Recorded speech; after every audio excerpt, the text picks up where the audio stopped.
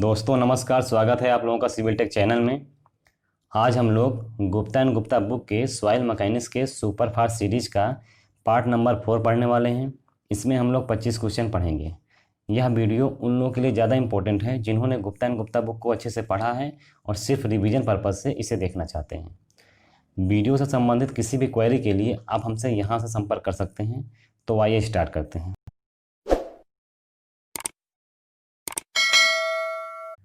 76 number question दिया है। कह रहा है the slope of the isochrome at any point at a given time indicate the rate of change of. क्या दिया है? कह रहा है कि slope of the isochrome at any point, किसी भी पॉइंट पर आइसोक्रोम का जो स्लोप होता है एट ए गिवन टाइम, किसी दिए गए समय पर इंडिकेट करता है रेट ऑफ चेंज ऑफ। किसको इंडिकेट करता है? तो करेक्ट आंसर आपका यहाँ पर सी हो जाएगा, pore water pressure with the depth. क्या होता है? गहराई के साथ या डेप्थ के साथ पोर वाटर प्रेशर को इंडिकेट करता है। 76 का सी वाला आंसर क्या हो जाएगा?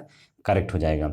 उसके बाद 77 नंबर क्वेश्चन दिया है। 77 नंबर क्वेश्चन में कह रहा है कि with in the consolidation process of A saturated clay. क्या दिया है? कह रहा है with in the consolidation process of A saturated clay. क्या होता है? करेक्ट आंसर आपका यहाँ पर बी हो जाएगा।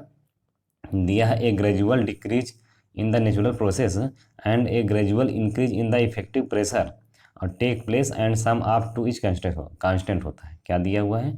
कह रहा है कि ए gradual decrease in natural pressure में क्या होता है? ग्रेजुअली धीरे धीरे डिक्रीज करता है। And gradual increase in effective pressure में क्या होता है? ग्रेजुअल मतलब धीरे धीरे इंक्रीज करता है।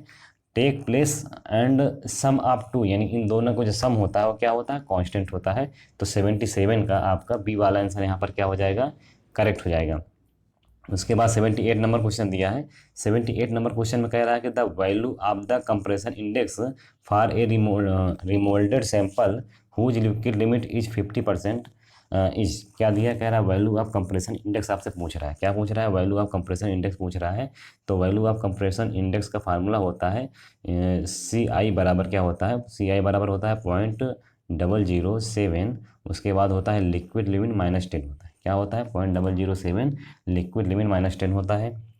हम यहाँ पर 0.007 लिक्विड लिमिट कितना दिया है? 50 दिया हुआ है। 50 में 10 घट जाएगा तो कितना हो जाएगा? 40 हो जाएगा। और इसको हल करेंगे तो कितना हो जाएगा? 0.28 यहाँ पर आंसर आ जाएगा। अब 0.28 किस में दिया है? 0.28 दिया है आपका बी में, तो बी वाला आंसर यहाँ पर क्या हो जाएगा? आपका करेक्ट हो जाएगा। इसके बाद 79 नंबर क्वेश्चन दिया है। 79 नंबर क्वेश्चन में कह रहा है कि which one of the following clay behave like a dense sand. कह रहा है कि किस प्रकार की जो क्ले होती है वो एक प्रकार की डेंस सैंड की तरह व्यवहार करती है। तो करेक्ट आंसर क्या हो जाएगा? यहाँ पर ए आपका करेक्ट आंसर हो जाएगा। Over consolidated clay with A high over consolidation ratio. क्या होता है? जो ओवर कंसोलिडेटेड क्ले होती है with A high over consolidation ratio वाली जो क्ले होती है वो क्या करती है? और लाइक ए डेंस सैंड, यानी एक डेंस सैंड की तरह क्या करती है? बिहेव करती है। तो 79 का आपका ए वाला आंसर यहाँ पर क्या हो जाएगा? करेक्ट हो जाएगा। उसके बाद 80 नंबर क्वेश्चन दिया है। 80 नंबर क्वेश्चन में कह रहा है कि the coefficient of consolidation of a soil is affected by. क्या दिया है?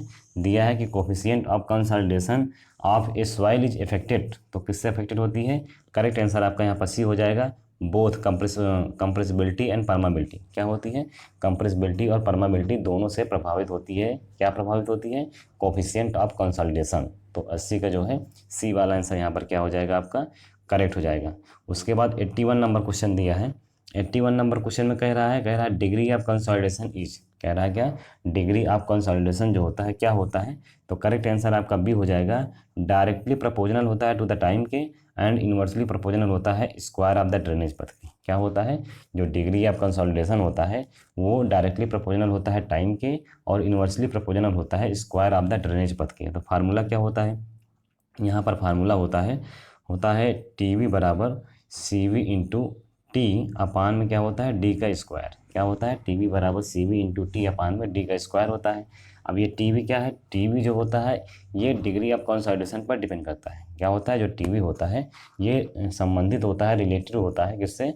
डिग्री ऑफ कंसोलिडेशन से।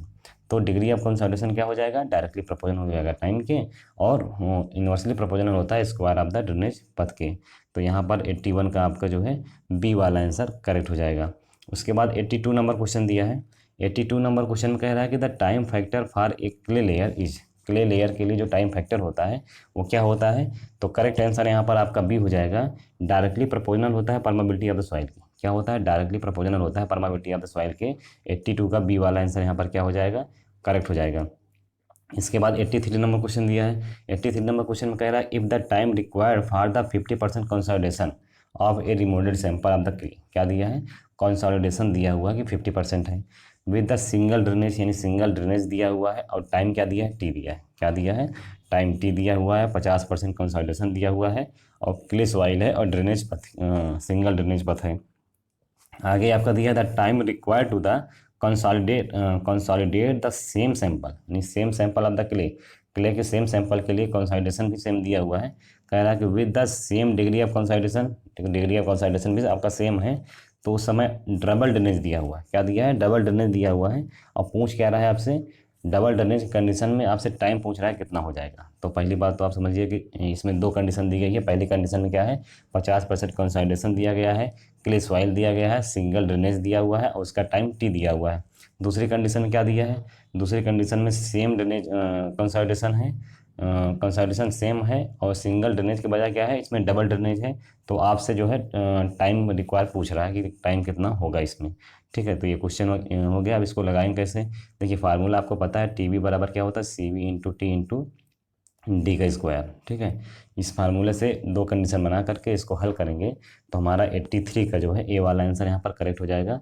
तो ए वाला यानी T/4 जो है यहाँ पर आंसर आपका करेक्ट हो जाएगा। उसके बाद 84 नंबर क्वेश्चन देखते हैं।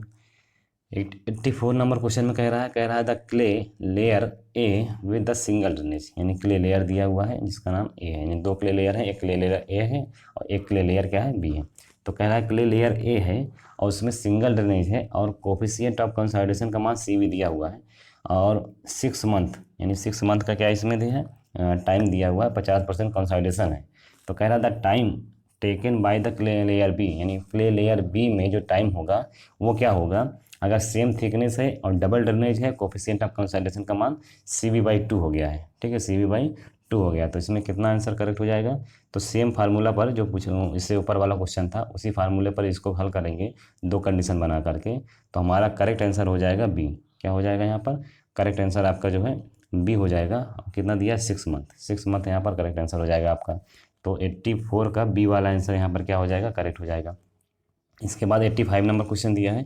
85 नंबर क्वेश्चन कह रहा है coefficient of consolidation for a clay normally, क्या दिया है, coefficient of consolidation for a clay normally, यानी कि जो कोफिशिएंट ऑफ कंसोलिडेशन होता है किसके लिए, क्ले के लिए, वो सामान्यतः क्या होता है। तो करेक्ट आंसर आपका यहाँ पर ए हो जाएगा, decrease with increase in liquid limit. क्या होता है, decrease with increase in liquid limit.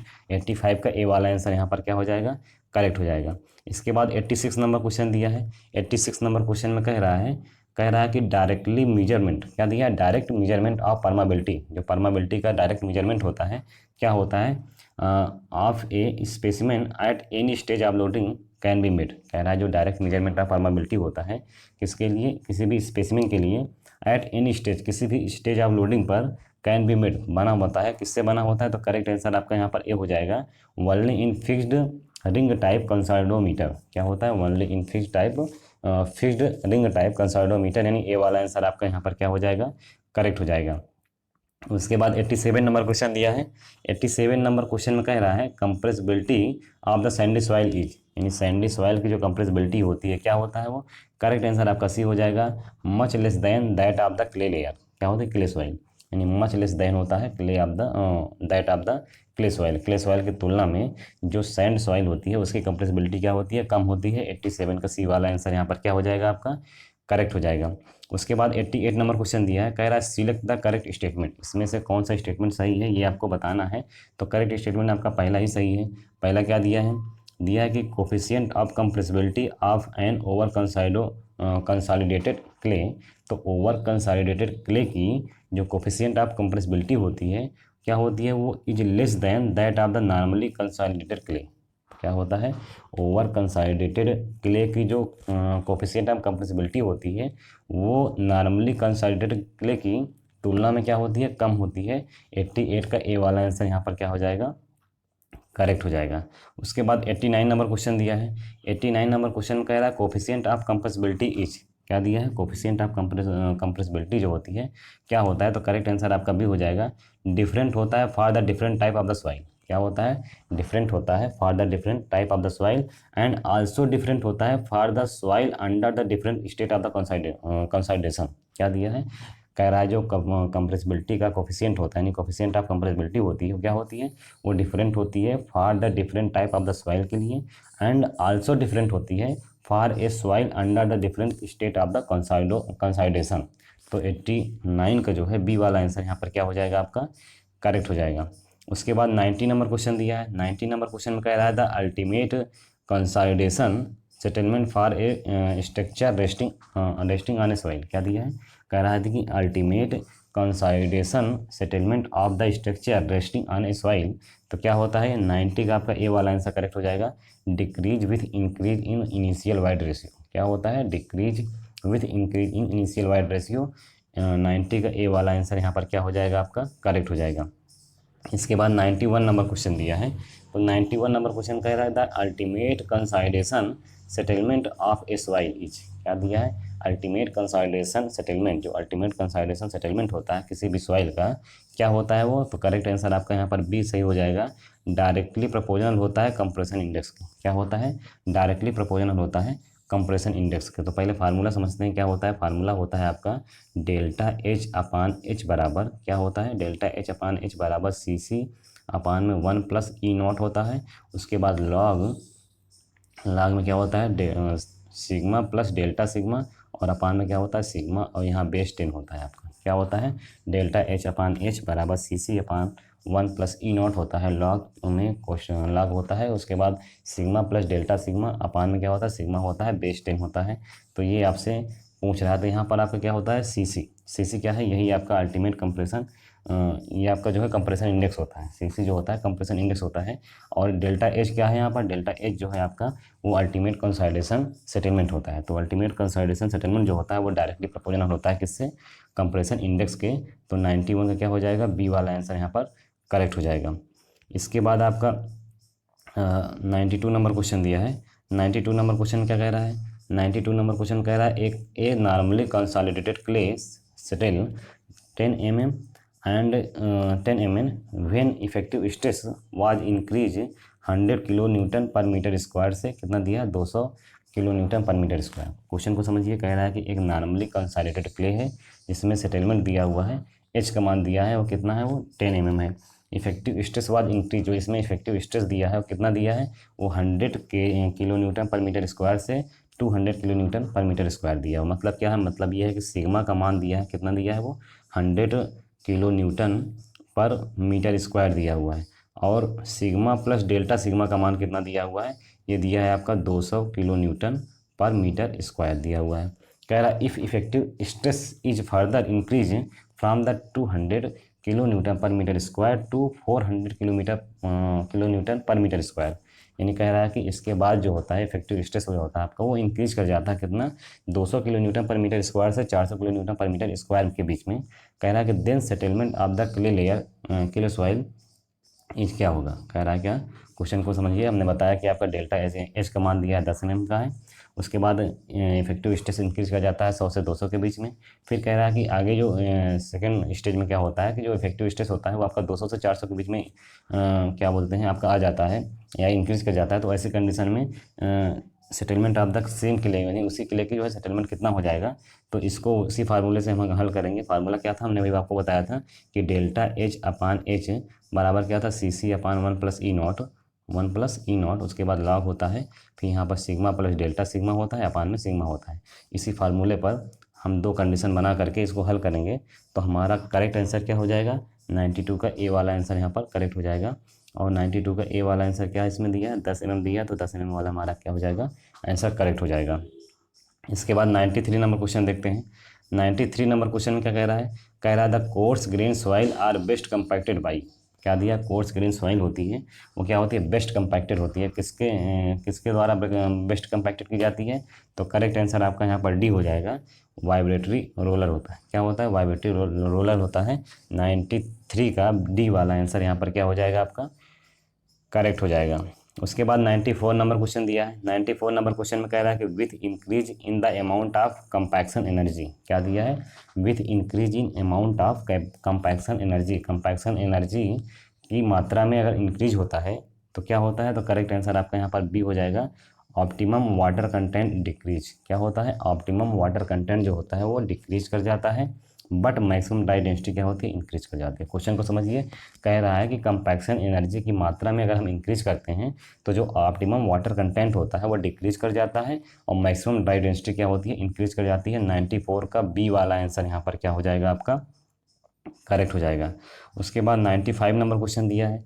95 number question में कह रहा है कि the maximum dry density up to which any soil can be compacted depend upon, क्या दिया हुआ है, क्वेश्चन को समझिए। कह रहा है कि मैक्सिमम ड्राई डेंसिटी जो होती है up to which any soil, किसी भी सॉइल पर, कैन बी कंपैक्टेड, कंपैक्टेड जो होती है वो डिपेंड करती है, किस पे डिपेंड करती है, तो यहाँ पर ऑप्शन देख लेते हैं। तो करेक्ट आंसर आपका यहाँ पर क्या हो जाएगा, सी आपका करेक्ट आंसर हो जाएगा। सी में क्या दिया हुआ है, both moisture content and amount of compaction energy, दोनों पर डिपेंड करता है। क्या होता है, मॉइस्चर कंटेंट और अमाउंट ऑफ कंपैक्शन एनर्जी दोनों पर डिपेंड करता है। 95 का सी वाला आंसर यहाँ पर क्या हो जाएगा आपका, करेक्ट हो जाएगा। इसके बाद 96 नंबर क्वेश्चन दिया है। 96 नंबर क्वेश्चन में कह रहा है relationship between the dry density gamma D percentage air voids n a water content W and specific gravity दिया है G of any soil each. तो कह रहा है क्या कि मतलब सीधा सीधा गामा डी का फार्मूला पूछ रहा है आपसे। तो गामा डी का फार्मूला गामा डी का फार्मूला क्या हो जाएगा, यहाँ पर सी वाला आंसर आपका करेक्ट हो जाएगा। गामा डी बराबर क्या होता है, 1 minus n a g gamma डब्ल्यू अपान 1 प्लस डब्ल्यू इंटू जी होता है। क्या होता है, गामा डी बराबर होता है 1 minus n a g gamma डब्ल्यू अपान 1 प्लस डब्ल्यू इंटू जी होता है। 96 का सी वाला आंसर यहाँ पर क्या हो जाएगा आपका, करेक्ट हो जाएगा। इसके बाद 97 नंबर क्वेश्चन दिया है। 97 नंबर क्वेश्चन कह रहा है कि for the better strength and stability, अच्छा क्वेश्चन है ये, कह रहा है कि बेटर स्ट्रेंथ एंड स्टेबिलिटी के लिए fine grain soil and coarse grain soil are compacted respectively as, क्या दिया है, कह रहा है कि 97 नंबर क्वेश्चन में कह रहा है कि for the better strength and stability, strength और स्टेबिलिटी यानी बेटर स्ट्रेंथ एंड स्टेबिलिटी प्राप्त करने के लिए जो फाइन ग्रेन सॉइल होता है और कोर्स ग्रेन सॉइल होता है आर कंपैक्टेड रिस्पेक्टिवली, किससे हम इसको कंपैक्ट करते हैं, तो करेक्ट आंसर हो जाएगा आपका बी। क्या हो जाएगा, बी करेक्ट आंसर हो जाएगा। वेट ऑफ ओएमसी और ड्राई ऑफ ओएमसी होता है, मतलब फाइन ग्रेन सॉइल के लिए वेट ऑफ ओएमसी होता है, कोर्स ग्रेन सॉइल के लिए क्या होता है, ड्राई ऑफ ओएमसी होता है। 97 का बी वाला आंसर यहाँ पर क्या हो जाएगा आपका, करेक्ट हो जाएगा। उसके बाद 98 नंबर क्वेश्चन दिया है। 98 नंबर क्वेश्चन कह रहा है select the incorrect statement, incorrect statement इसमें सिलेक्ट करना कौन सा होता है, तो पहला ही इसमें इनकरेक्ट दिया हुआ है। कह रहा है कि effective cohesion of a soil can never have a negative value, क्या दिया है, कह रहा है effective cohesion of a soil, किसी भी सॉइल का जो इफेक्टिव कोहेंशन होता है can never have a negative value, उसमें कभी भी निगेटिव वैल्यू नहीं प्राप्त हो सकती है, यही स्टेटमेंट इसमें गलत दिया हुआ है। 98 का जो है ए वाला आंसर यहाँ पर क्या हो जाएगा आपका, करेक्ट हो जाएगा। उसके बाद 99 नंबर क्वेश्चन दिया है। तो 99 नंबर क्वेश्चन में क्या कह रहा है, कह रहा है कि for a loose sand sample, किसी भी लूज सैंड सैंपल के लिए एंड ए डेंस सैंड, मतलब लूज सैंड और डेंस सैंड सैंपल के लिए consolidated the same effective stress, क्या होता है, सेम इफेक्टिव स्ट्रेस पर क्या होता है, तो करेक्ट आंसर आपका यहाँ पर सी हो जाएगा। Ultimate strength is same but peak strength of the dense sand is greater than that of the loose sand, मतलब क्या कह रहा है, कह रहा है किसी भी लूज सैंड सैंपल और डेंस सैंड सैंपल इनके लिए जो कंसोलिडेटेड होता है उसमें सेम इफेक्टिव स्ट्रेस का क्या प्रभाव पड़ता है, कि जो इफेक्टिव अल्टीमेट स्ट्रेंथ होता है वो सेम होता है, but peak strength of dense sand, in dense sand की जो पीक स्ट्रेंथ होती है वो लूज सैंड की तुलना में क्या होती है, ज़्यादा होती है। तो 99 का सी वाला आंसर यहाँ पर क्या हो जाएगा आपका, करेक्ट हो जाएगा। उसके बाद 100 नंबर क्वेश्चन दिया है। 100 नंबर क्वेश्चन कह रहा है the shear strength of the soil, क्या दिया है, shear strength of the soil क्या होता है, करेक्ट आंसर आपका डी हो जाएगा। Decrease with decrease in the normal stress, क्या होता है, decrease with decrease in the normal stress, यानी 100 का डी वाला आंसर यहाँ पर क्या हो जाएगा आपका। इस प्रकार से हम लोगों ने गुप्ता एंड गुप्ता बुक के सॉइल मैकेनिक्स का पार्ट नंबर 4 अच्छे से पढ़ लिया है। आई होप आपको ये वीडियो पसंद आया होगा। इस वीडियो का PDF प्राप्त करने के लिए नीचे डिस्क्रिप्शन में लिंक दिया गया है, आप वहां से डाउनलोड कर सकते हैं। और आपको हमारा यह वीडियो पसंद आता है तो प्लीज़ लाइक करें, शेयर करें, सब्सक्राइब करें। Thank you.